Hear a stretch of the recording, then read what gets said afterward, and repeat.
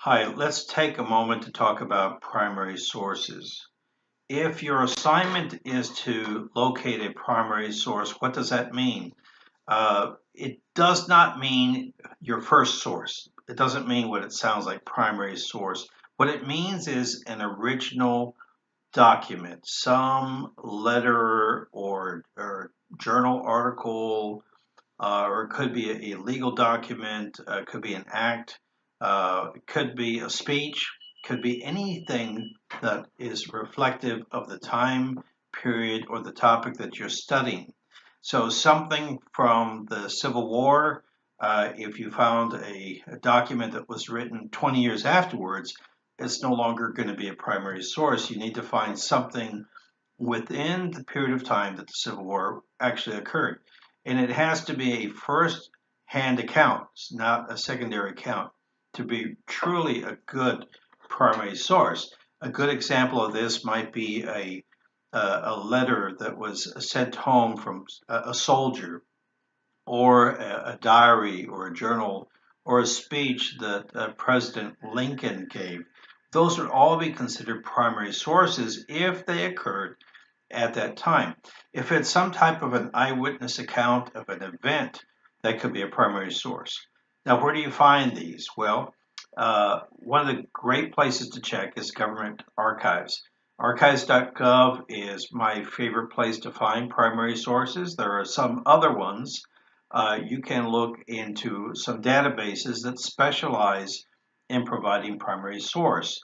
One of the databases that I like for my history class is called U.S. History in Context. It's by a group called GALE, Gale. So you can look up a topic and then you can narrow it down a bit and look and see if there's a primary source attached to that topic. That's an easy way to go because it also provides you with the citation that you might need. For my history classes, I always ask for an APA style citation, and you can get that already formatted for you from the database. This is true of other databases in the collection at our library. So, just to summarize, a primary source is an original eyewitness account or firsthand understanding of something that happened, written down in a document. For my classes, I'm not using photographs or artwork, but for other classes, you might do that. In my history classes, I require a document, and it can be from a government archive, so we know that it's a credible source, and it can also be from one of the credible databases that we have. I do not accept primary sources from websites that are by nonprofits unless they're somehow connected to either an educational institution, a .edu, but like .orgs, they tend to have their own agenda.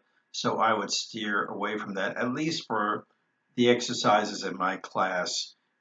For other more advanced work, you can look into different things, but uh, do your best to find that primary source and then write about it. I'll be looking for your papers. Thank you.